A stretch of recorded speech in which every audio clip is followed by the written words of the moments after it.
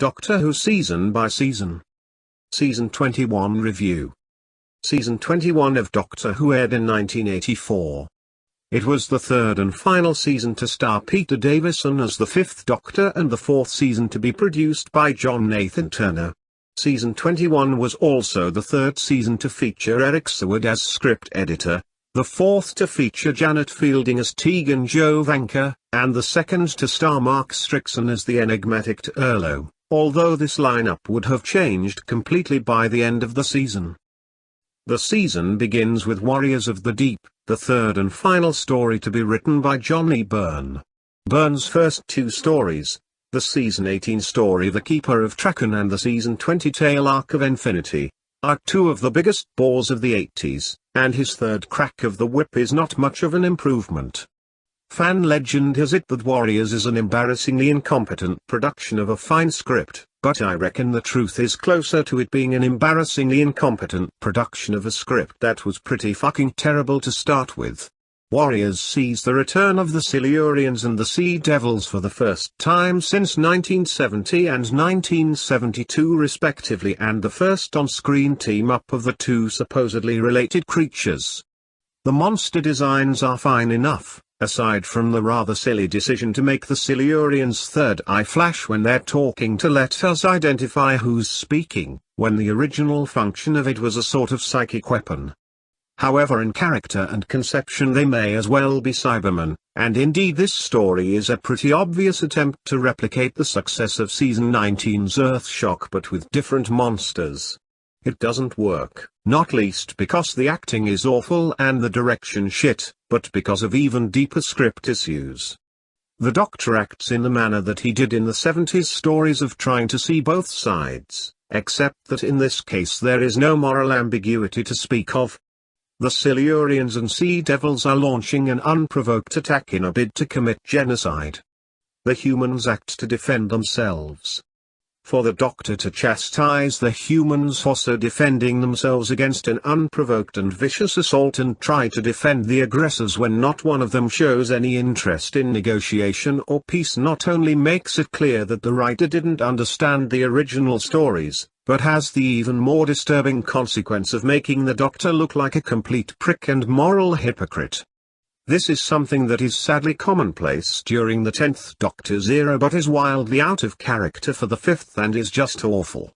It's even more unfortunate given that Peter Davison is actually in give a shit mode and giving one of his better and stronger performances. Unfortunately he's acting in a different story and looks vaguely silly as a result. The only thing that could have saved this story and made it even halfway watchable would have been Tom on full comedic take the piss form. We don't get it, and Warriors is just dull, crap television. Fortunately things improve considerably after this opener. The next story is The Awakening, a two-part story from new writer Eric Pringle that is actually one of the best stories of the season and one of the overall best Peter Davison stories. The Awakening seems to be rather underrated in fandom, with some even slagging it off for reasons that bear no scrutiny and cannot be comprehended at all. The Awakening is a genuinely great story. It's one of the few times the Davison era veers into horror territory, and has some genuinely eerie scenes. It's also extremely well written with some great dialogue, some inspired direction from newcomer Michael Owen Morris and some terrific guest characters. Indeed, Polly James as sarcastic schoolteacher Jane Hampton and Keith Jane as displaced medieval teenager Will Chandler are so utterly fantastic, and have such great chemistry with Peter Davison, who himself gives one of his best performances and has some marvelously snarky dialogue, that one wishes JNT had just ditched Tegan and Turlough on the spot and made them the new companion team. I love this story to bits and cannot understand why it isn't more popular, but then I've long since given up trying to understand fandom's random insanities. The next story is Frunchios, a four-parter from former script editor Christopher H. Boring Bidmed. Oh no, you might cry, but wait. Boring Bidmed appears to have been given lessons from Saward and told that two stories are supposed to be exciting and have monsters and shit in them. Amazing. Franchio's is a strange story in terms of fan reception, as it tends to get either glossed over and completely ignored or, alternatively, praised to the skies in a rather hyperbolic fashion. The truth lies somewhere in between. I don't think Franchio's is a great story by any means, and it's certainly let down by the production values. From the studio-bound planet to the monsters, which look great but move almost as comically as the wind did in the Ark in space. It is, however, a pretty good story in spite of that, entertaining with some good guest actors and Davison again on engaging form. I always snicker at Jeff Rawler's plantage in it though, as I still largely associate him entirely with his role as hypochondriac news editor George Dent in cult classic 90s British comedy series Drop the Dead Donkey, and am constantly expecting Plantage in it to start whining on about his irritable bowel syndrome. The next story is Resurrection of the Daleks, and the season plunges downhill again. I've already given Resurrection a thorough kicking in an individual overrated stories review. But yeah, I am not a fan of this piece of crap.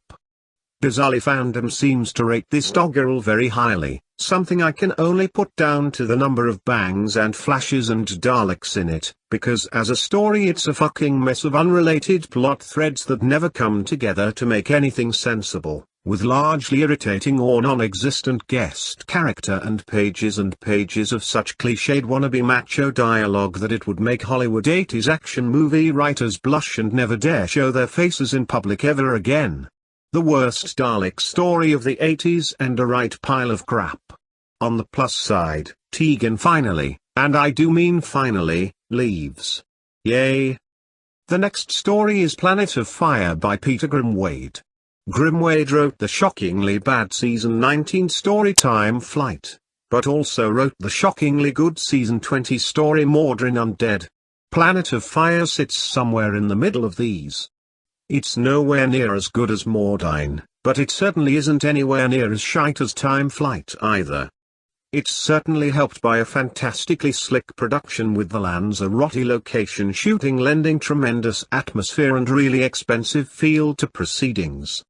The Master is back, and Anthony Ainley, still my favorite Master of all time, is on top hammy form. The stuff with the Mini-Master is hilarious. Turlo leaves in this one, and while I don't mind him in the slightest, he's not a particular favorite of mine either, so I'm not overly sorry to see him go. The other main feature of Planet of Fire is of course the introduction of a new companion in the form of Papugillium Brown, otherwise known as Peary, played by Nicola Bryant. I like Peary. She's not one of my absolute favorites, but I still prefer her to any other companion of the 80s barring Ace and Romana too. And she's certainly way less irritating and better looking than fucking Tegan too. Oh, I'm sorry Janet, was that sexist? Tough shit. The penultimate story of the season is The Caves of Androzani. Caves is the first story to be written by legendary Who writer and former script editor Robert Holmes in 5 years, and boy does he come back with a bang. Caves is, of course, also the final story to feature Peter Davison as the Fifth Doctor, and Holmes gives him the kind of glorious last stand exit that every actor would kill to play. The Doctor gets put through some serious shit in this dark and bloody adventure thriller, but no matter what he refuses to give up until he has rescued his new companion from this situation. The Fifth Doctor has made some big mistakes, and he knows it, and lost a companion in a pretty permanent fashion as a result, but that's not going to happen this time no matter what. Davison gives a fantastic performance and is complemented by equally fantastic performances from the rest of the cast, great direction from new director Graham Harper, and one of Holmes's best scripts. It's a fantastic regeneration story. Of course it's not the last story of the season. That honor goes to The Twin Dilemma, the debut of Sixth Doctor Colin Baker and the winner of the rather more unenviable honor of being called the worst story ever by Doctor Who magazine and many fans. Of course it's no such thing. Dilemma isn't the greatest story ever and clearly a bit of a come down from Caves, but next to this season's real shit Storms, Warriors and Resurrection, it looks like fucking Citizen Kane by comparison. Dilemma is a funny and campy Flash Gordon-style sci-fi story that is no great shakes but made absolutely riotous fun by Colin, who makes a gloriously over-the-top debut and commands the screen from his very first appearance. Warning to new fans, don't believe anyone who says otherwise, they're brainwashed sheep and completely full of it. Season 21 is a pretty solid season. I prefer the season on either side of it, but it's still generally more enjoyable than JNT's first two seasons, especially the largely lame season 19, and has plenty of stories that are good and even two that are genuinely great to make up for the pair of turkeys. Overall, I think season 21 just about warrants a B+.